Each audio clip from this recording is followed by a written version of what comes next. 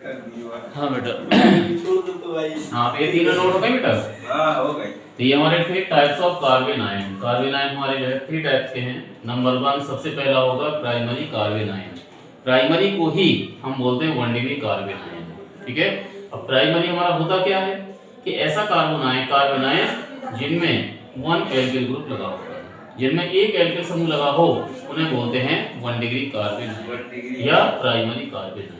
The carbon ion which contain 1 alkyl group are called 1 degree carbon ion. और 2 degree case में क्या होगा, जहां पर आपके 2 एल्काइल ग्रुप लगे होंगे। ऐसा कोई भी कार्बन आयन जिनमें 2 एल्काइल ग्रुप प्रेजेंट होते हैं उन्हें हम सेकेंडरी कार्बन आयन या 2 डिग्री कार्बन आयन कहते हैं। The carbon ion which contain 2 alkyl group are called 2 degree carbon ion या सेकेंडरी कार्बन आयन। तीसरा थर्ड होगा टर्सरी कार्बन आयन।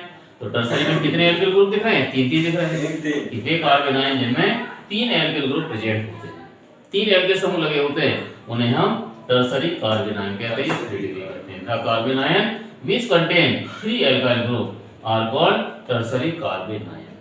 तो ये हमारे एल्किल ग्रुप के बेस पर 3 टाइप के हैं, 1 डिग्री, 2 डिग्री एंड 3 डिग्री। जब 1 एल्काइल ग्रुप लगा होगा तो 1 डिग्री कहलाएगा, जब ये 2 एल्काइल ग्रुप लगा होगा तो 2 डिग्री कहलाएगा, और जब ये 3 लगे होंगे तो हमारा 3 डिग्री कहलाएगा। ठीक है। इसके बाद एंड डालिए, ये तो टाइप्स हुए इसके। अब properties of carbon ion. Properties of carbon ion. Properties of carbon ion. Properties of carbon ion.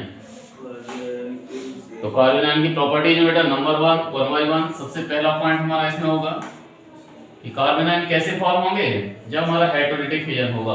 तो they are form by hydrolytic fission. They are form by hydrolytic fission. ये हाइड्रोलिटिक विलयन से प्राप्त होते हैं। They are formed by hydrolytic fission. Hydrolytic fission पहला point है कि हमारे हाइड्रोलिटिक फिजन से प्राप्त होते हैं। फर्स्ट पॉइंट, जब आप हाइड्रोलिटिक फिजन कराएंगे तब ये बनेंगे। तो ये हाइड्रोलिटिक फिजन से प्राप्त होते हैं। ठीक है। दूसरा पॉइंट, सेकंड पॉइंट में ये अधिक स्थायी होते हैं। They are more stable. They are more stable. ये अधिक स्थायी होते हैं। थर्ड पॉइंट, जितने भी कार्बन आयन होंगे ये अधिक स्थायी होते हैं। They are more stable. जब स्टेबिलिटी की ज्यादा होगी तो ये हमारे रिएक्टिव कैसे होंगे? कम होंगे। तो दे आर लेस रिएक्टिव। ये कम क्रियाशील होते हैं। They are less reactive. ये कम क्रियाशील होते हैं। कम क्रियाशील होते हैं।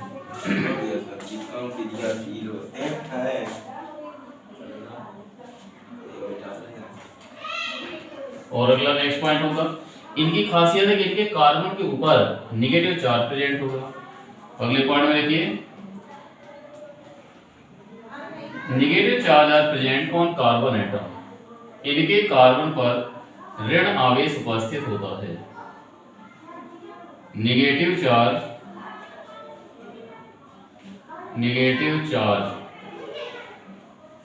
और कितने negative? 1 negative charge is present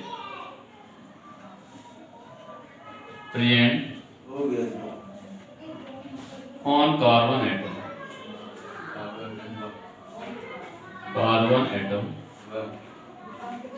carbon पर नेगेटिव चार्ज प्रेजेंट है। क्लियर बेटा? तो ये इसकी प्रॉपर्टीज हो गई। चारों प्रॉपर्टीज वाली क्या है? सबसे पहला पॉइंट क्या है? ये हाइड्रोलिटिक फिजन से प्राप्त होते हैं। They are form by hydrolytic fission. जब हाइड्रोलिटिक विलयन होगा तब ये बनेंगे। अगला पॉइंट होगा दे आर मोर स्टेबल। ये अधिक स्थायी होते हैं। यदि हम कंपेयर करेंगे किससे? कार्बोनियम आयन या फ्री रेडिकल से, तो ये हमारे क्या होते हैं? ज्यादा स्टेबल होते हैं। वो लेस स्टेबल थे ये ज्यादा स्टेबल होंगे, और जब स्टेबल ज्यादा होंगे तो दे आर लेस रिएक्टिव, तो इनकी रिएक्टिविटी क्या होगी, कम हो जाएगी, तो ये कम क्रियाशील होते हैं, है ना, क्रियाशीलता इनकी कम होगी, और इनके ऊपर 1 नेगेटिव चार्ज प्रेजेंट होता है। कैसे पहचानेंगे कार्बन आयन है, इनमें जो है 1 यूनिट नेगेटिव चार्ज प्रेजेंट होगा, जहां पर एक नेगेटिव चार्ज लगा हो वो कहलाएंगे हमारे कार्बन आयन, ठीक है। अच्छा, नेगेटिव का मतलब क्या होता है कि इनमें इलेक्ट्रॉन की क्या है, अधिकता। इलेक्ट्रॉन नेगेटिव का मतलब इलेक्ट्रॉन ले लिया, जब इलेक्ट्रॉन ले लेंगे तो इलेक्ट्रॉन की क्या हो जाएगी, अधिकता हो जाएगी, तो हम कह सकते हैं कि इलेक्ट्रॉन की अधिकता वाले होते हैं। एक पॉइंट और लिखना है इसमें, देखिए इनमें इलेक्ट्रॉन की अधिकता होती है, they have efficiency of electron, इलेक्ट्रॉनों की अधिकता होती है, एफिशिएंसी ऑफ इलेक्ट्रॉन, इलेक्ट्रॉनों की अधिकता होती है। इसके बाद बेटा अगला, ये तो इनके टाइप्स हुए और प्रॉपर्टीज हुई। अब इसके बाद नेक्स्ट लाइन डालेंगे stability of carbon ion, stability of carbon ion,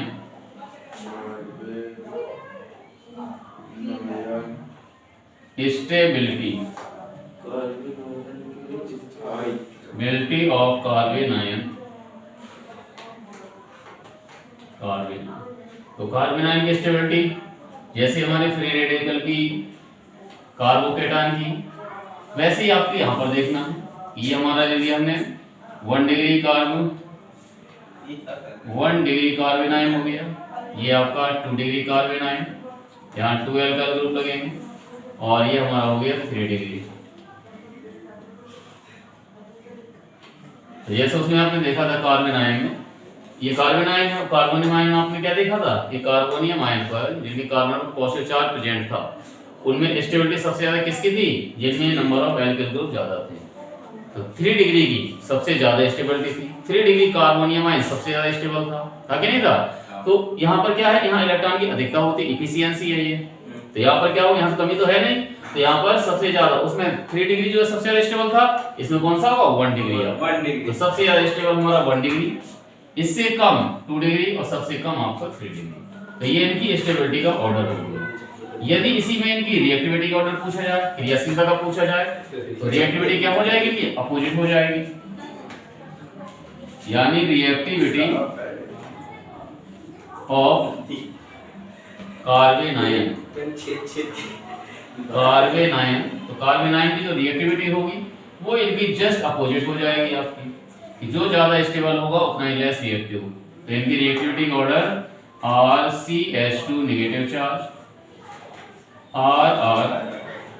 RCH negative charge and RRR C पर नेगेटिव चार्ज। इसमें सबसे ज्यादा हमारा जो है स्टेबल था 1 डिग्री, तो ये सबसे लेस रिएक्टिव हो जाएगा, ये सबसे लेस स्टेबल था तो सबसे ज्यादा स्टेबल, तो स्टेबिलिटी का ऑर्डर आपका रिवर्स हो जाएगा आपका ऐसे।